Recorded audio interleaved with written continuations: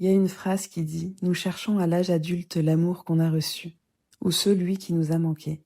Et c'est exactement ça qu'on va voir aujourd'hui, l'histoire des attachements. Nos relations ne commencent pas à 20 ans ni à notre premier amour.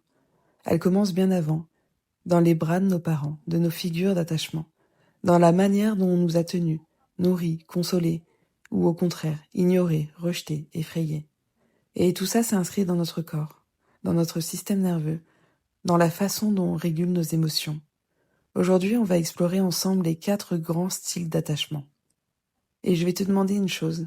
Écoute ça non pas comme une case dans laquelle tu dois te mettre, mais comme un miroir qui peut t'aider à comprendre pourquoi tu réagis comme tu réagis, pourquoi tu t'accroches ou pourquoi tu fuis, pourquoi tu doutes ou pourquoi tu bloques. Le premier style d'attachement, c'est l'attachement sécure. Quand un enfant a grandi avec des parents suffisamment bons, comme disait Winnicott, il apprend une chose fondamentale, le monde est fiable. Ses pleurs trouvent une réponse, ses besoins trouvent une présence, pas toujours, pas à 100%, mais suffisamment pour que l'enfant intègre « je compte, je mérite, on sera là pour moi ». Adulte, ça donne une personne qui a une base de sécurité intérieure. Elle sait qu'elle a de la valeur, elle peut aimer sans se perdre, elle peut être seule sans paniquer, elle peut exprimer ses émotions sans se sentir de trop ou pas assez. Au travail, ça se voit aussi. Le sécure peut recevoir une critique sans s'effondrer. En amitié, il sait qu'un silence ne veut pas dire rejet. En amour, il peut dire « j'ai besoin de toi » et aussi « j'ai besoin de moi ». Le sécure, c'est sport tranquille. Et souvent, c'est avec lui que les autres styles d'attachement guérissent le mieux. La deuxième figure d'attachement, c'est l'attachement anxieux.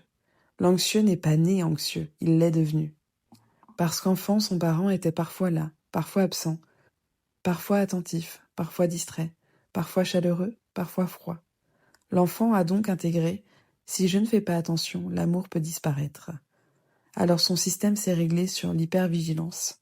Adulte, ça donne quelqu'un qui a un besoin constant d'être assuré. La peur de l'abandon comme toile de fond. Des pensées envahissantes du genre « est-ce qu'elle m'aime encore ? Est-ce que j'ai fait quelque chose de mal ?» Et un excès de dons parfois jusqu'à l'oubli de soi. Psychologiquement, l'anxieux porte une croyance profonde.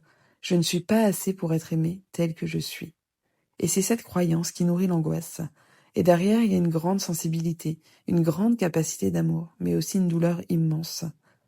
Celle de toujours attendre une confirmation extérieure.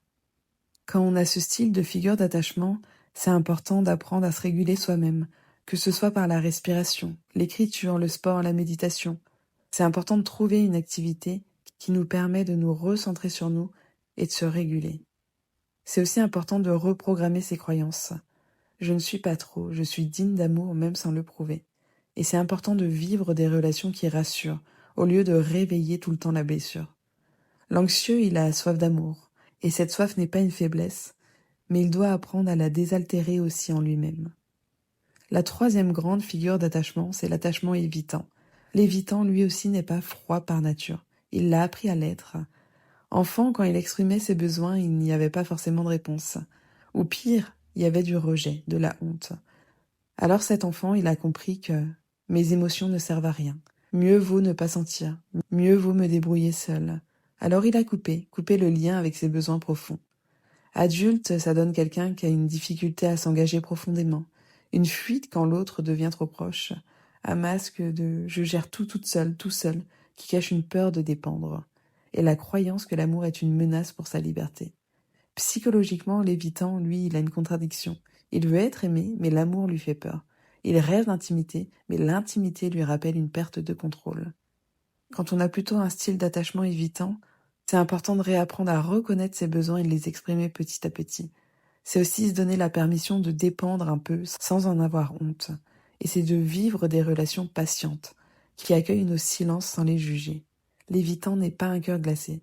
C'est un cœur qui a dû mettre une armure beaucoup trop tôt. Et le quatrième style d'attachement, c'est l'attachement désorganisé. Il naît dans l'enfance quand la figure d'attachement est à la fois source de sécurité et source de peur. Quand le parent est celui qui console, mais aussi celui qui effraie. Alors l'enfant y vit une double injonction. J'ai besoin de toi et je dois me protéger de toi. C'est impossible à résoudre.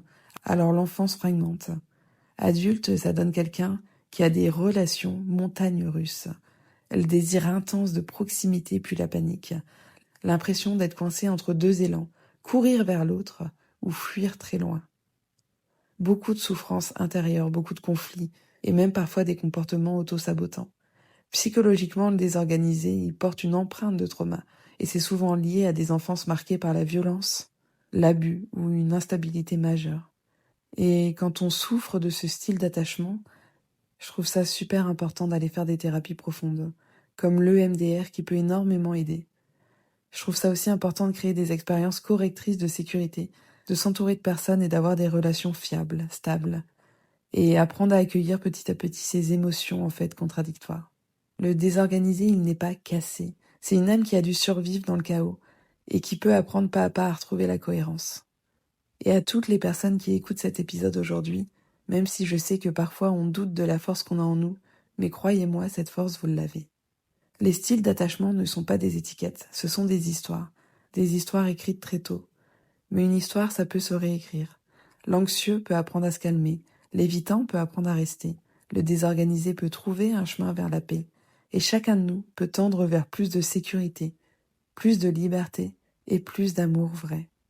Alors si tu m'écoutes aujourd'hui et que tu te reconnais dans ces schémas, souviens-toi que tu n'es pas condamné, tu n'es pas ton passé, tu es ton présent, tu es la personne qui peut, dès maintenant, commencer à se donner l'amour qu'elle a toujours attendu.